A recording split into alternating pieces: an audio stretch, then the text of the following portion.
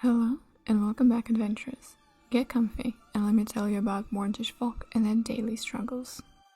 Given its small size, insular customs and a welcoming terrain, one should not be surprised that the folk of Mordent are by and large all descended from the same stock, which traces its line back to the Rainier family and the first groups of settlers that came to try and tame this unforgiving land. This is not to say that Mordentish folk all consider themselves on equal footing, far from it in fact. While the noble families may have all but died out and their blood long since mingled with the common folk before then, distinguishing a certain deviation between the upper class and lower class of the realm is possible and practiced by many. That division and prejudice make it hard for any newcomers to adapt, but those wretched souls known as Calibans have it worst of all.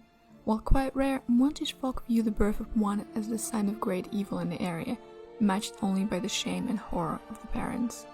Keeping such a child in community is strictly forbidden, in the belief that doing so would encourage the evil to dwell there as well. Many such children are thus left abandoned at the doorsteps of a local church of Ezra, or given to be raised by wise women in the wild. One of the most striking elements to be noted about Mordentish people is their eyes, so like the sea they love amidst the mist that surround them.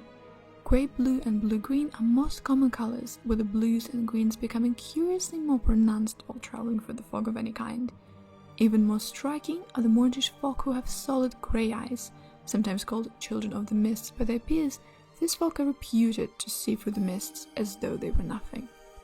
Although one would think that a nation that has long embraced an aristocratic class would be rife with fashion, such is not the case. Indeed, Mordentish folk pride themselves on being above such petty considerations, especially in contrast to their neighbours in Demantlu. While some class distinctions are naturally apparent, as a whole the Mordentish have no reliable finery without purpose. Those of higher social standing are most often distinguished by the quality of their clothing, as opposed to any obvious accessories.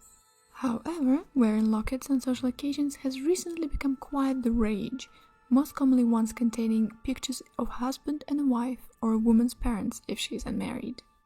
As befits a land so occupied with gossip and whispered superstitions, storytelling is a finely honed but quietly practiced art among this reserved folk. Those who spin a good yarn are welcome around any hearth, but those who are perceived as overly flamboyant performers or simply interested in boasting are dismissed as self-important fools. One activity both classes enjoy is meeting up at the inn after sunset. A hot meal, alcohol and conversation heads to areas of gossip, folktales and current events. Although they remain somewhat prideful and reserved in the presence of strangers, Mordentish folk enjoy few such inhibitions with each other and have made a fine art of holding an ordinary sounding conversations that nonetheless manage to convey the most scandalous details about their neighbours.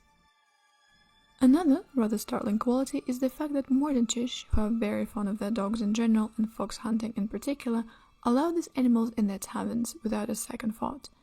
Upon entering a busy tavern, not only does one encounter a din of conversation, but also the sound of barking and howling of dogs. I must also note that while dogs are allowed in taverns, especially prized hunting dogs, one's children are not, leaving one parent to stay at home and care for the children, while their spouse enjoys the night socializing with the neighbors. Mordentish children thus spend a great deal of their time at home, which is hardly surprising considering that many parents still prefer to educate their children themselves whenever possible. Some larger villages have built schoolhouses where local children can gather and be taught in a group by a single teacher. However, this innovation still has a long way to go in Mordent, as most common folk prefer to have a spare pair of hands at home. I should also note that Mordentish people place a great deal of value on respect of one's elders, to such a degree that such respect sometimes even supersedes other social considerations, often to the surprise of foreigners used to more rigid hierarchies.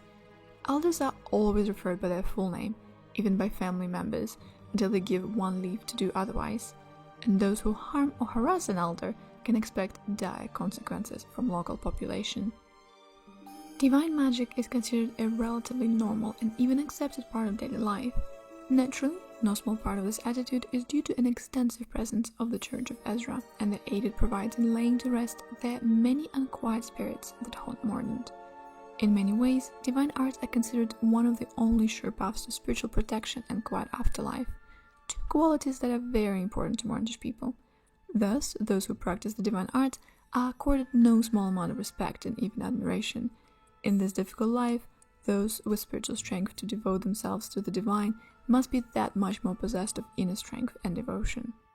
Naturally, given the prevalence with which the mists creep through the land, it is also no surprise that Mordent is home to perhaps the most devoted following of Ezra in the core. From original home at the Church of Pure Hearts in Mordenshire, anchorites of Ezra travel forth on missions of mercy across the lands, healing the sick, ministering the faithful, and at times, leading exorcisms. All the settlements of any size have an anchorite of Ezra, who ministers to the spiritual needs of the populace and often acts as the advisor to the town's appointed officials. These anchorites frequently wield a great deal of power over people, even to the point of reversing that official decision, backed up by some edict of their own faith. Of additional special note is the celebration known as Nocturne. The Mordentish believe the border between the living world and the other side grows thin on the night of the first new moon in October, and spirit may be drawn to visiting the living world. Lonely folk who desire a visit from their dead loved one leave their front door unlocked and a glass of wine on the stoop. Those who do not want the dead coming home to visit hang ornate tin lanterns patterned after leering ghastly faces on their front doors to scare off the spirits. Some eccentric nobles are known to hold masquerade balls on the night of the Nocturne. While such parties are considered quite scandalous by polite society, their appeal has made them quite popular with more than a few young nobles. Mordent is protected by Mordenshire Lamplighters, an elite force of watchmen and investigators that patrol the city's mist-shrouded streets on behest of the sheriff. As the sheriff is often the first local official that adventurers come in contact with, for better or worse, bearing in mind the regional differences is important. Mordentish watchmen are renowned locally for their courage and tenacity. They are notoriously hard to bribe or otherwise coerce, since most are lifetime residents of their towns and thus their own family and friends would suffer. One can recognize a watchman on duty by his long black coat, matching tri-corner hat and a snow-white scarf. True inducted members of the Lamplighters wear a silver and black pin fashioned in the shape of a lantern, worn on the lapel to complete the outfit. Time itself has similarly conspired to wear down the once mighty noble families that ruled the shrouded land. Of the greater families, only the Weathermaids remain, and even their numbers are small. The situation does not mean that the family rule is on the verge of collapse, however. The Weathermaids continue a bold and heroic tradition, and even the ailing Lord Jules is accorded great respect for his long years of rule. These legends may serve to stave off the inevitable for a while longer, but in the end, Mordent evidently stands at the cusp of a great change. Either the younger generation of Weathermaids will accept their destiny and take the reins of leadership, or someone else will become the ruler of this domain. As to this land's lord, I can hardly believe Lord Jules fits the criteria I have established in my previous stories, so it appears that the darkness stems from the Griffin matter in some form or the other. I must say that I have heard the rumors that the death of Godfrey family might have not been an accident. Lord Wilfrid was always known for his cruel demeanor, and some locals find the death of his family quite suspicious. Officially, it is said that both Lady Estelle and little Lilia were trampled by horses during one of the travels through the domain, but multiple witnesses heard Lord Godfrey curse Estelle for not giving him an heir. If this is true, and he indeed killed his family and then himself, his ghost may indeed be the Dark Lord of the Griffin Hill and the whole Mordent. Thank you so much for your time, patient listeners. For all our sakes, I hope that the dignity that Mordentish folk show is genuine, and so is their kindness. But for now, as always, take care while crossing the mists.